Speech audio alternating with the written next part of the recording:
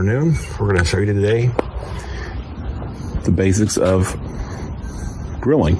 You don't need one this big. If you've got it small, something commercially made, that's fine.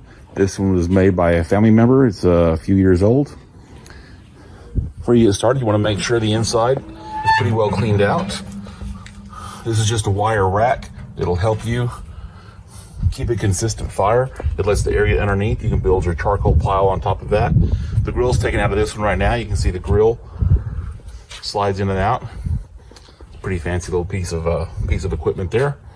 You'll want to have some type of wire brush with a scraper on it to help you clean out your grill between the time you cook.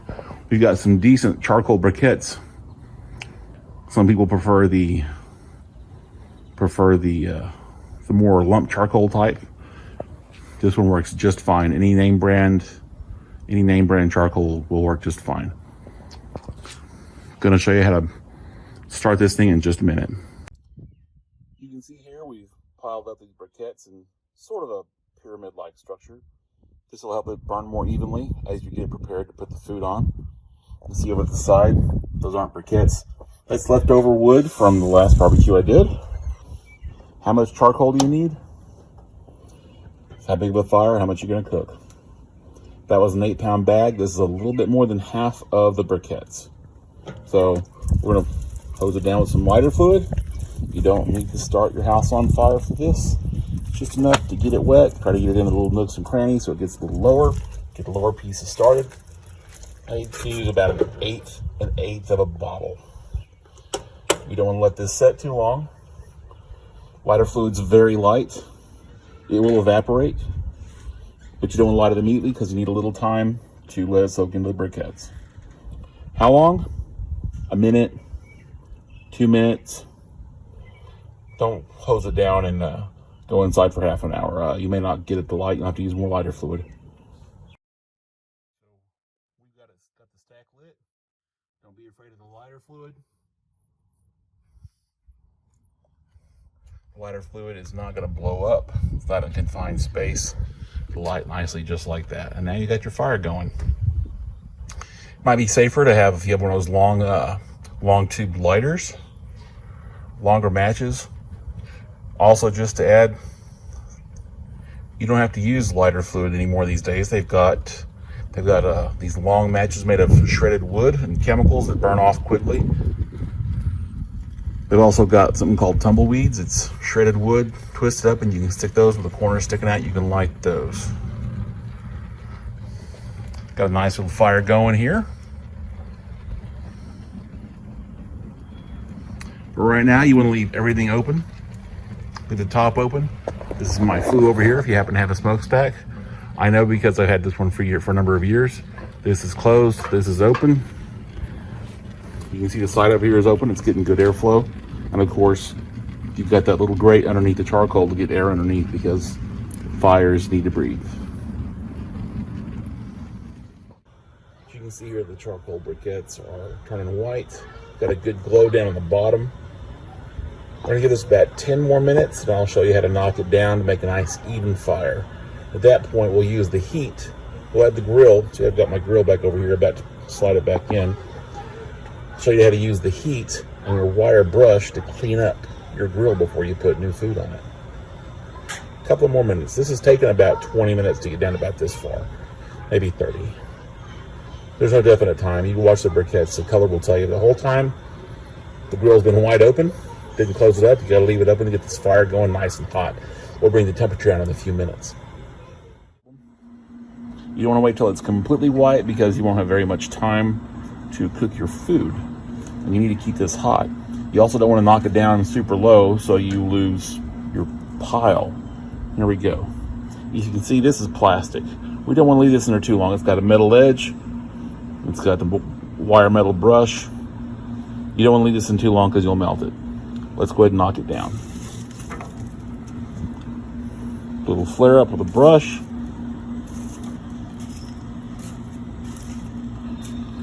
You can see we brought it down. It's about 2.5 coals thick.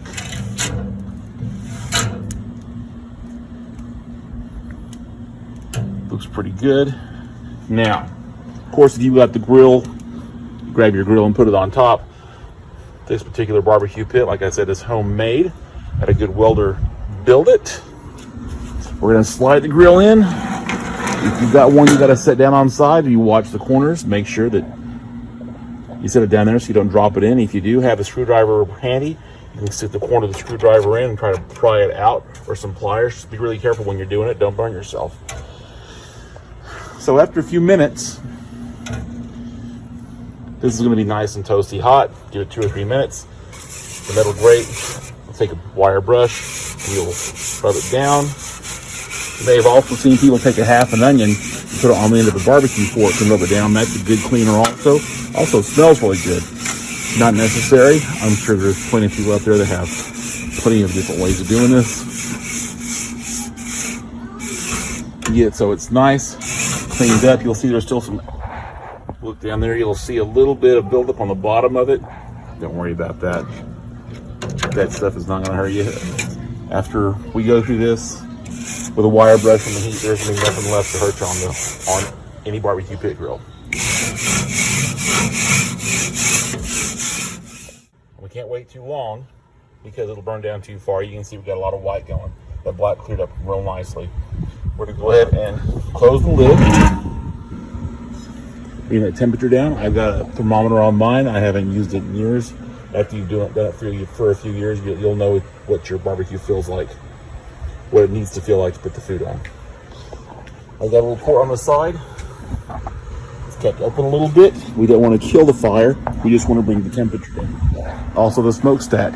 If you have a smokestack on yours, or if you have grates, you want to close it about halfway.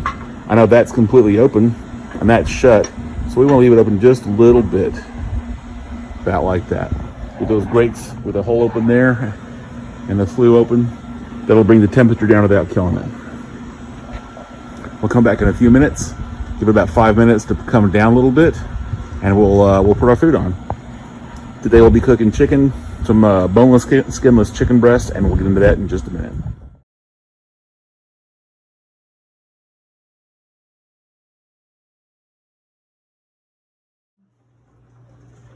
After I mix those up by hand, I put a little splash of olive oil on there, massage them all around, mix them up with my hands again. Don't forget to wash your hands. We're dealing with raw chicken here.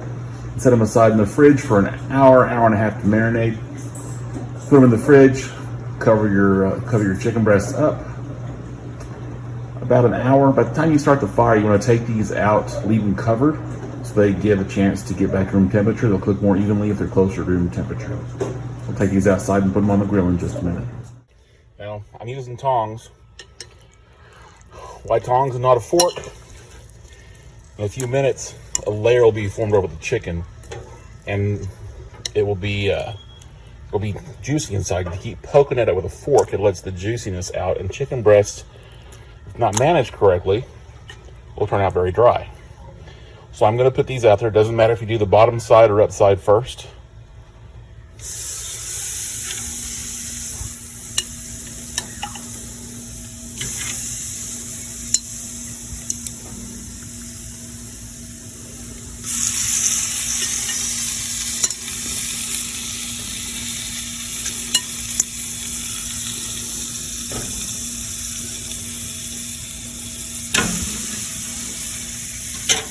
Now I've got these on. Let me move the bowl aside. We've got these on there right over the heat. If it wasn't ready yet, we close it up and give it a few more minutes. Also, I'm going to go ahead and close this down. Like I said, with the tongs, leave your meat intact. If you keep poking with a fork to turn it, you're going to drain the juice out of it. If you're cooking beef, let me go ahead and close this down.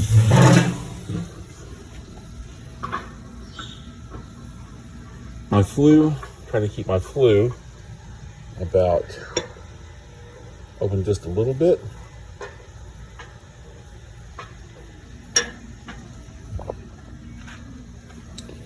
If you're cooking beef, it's not so important.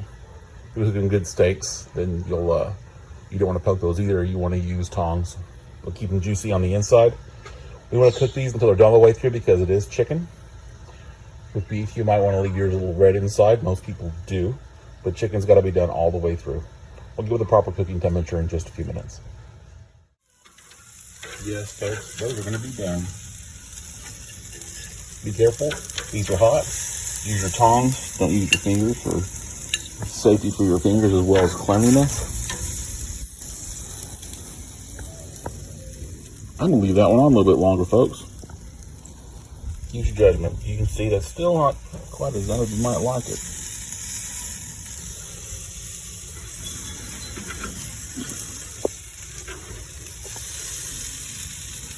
Yep, those are a little bit bigger.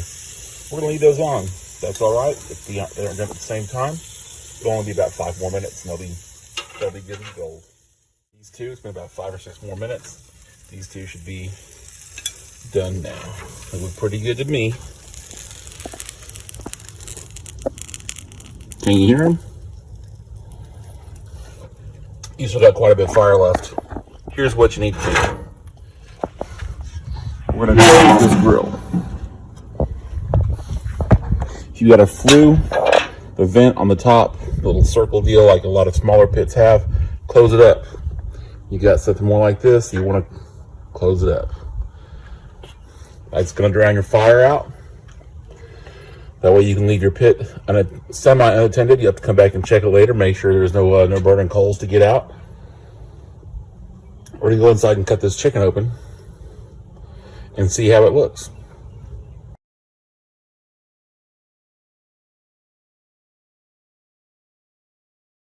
Let's take a look here and see. Sure enough, folks, that is done. A little shadow there, a little pink in the shadow, but ladies and gentlemen, that is a done piece of chicken.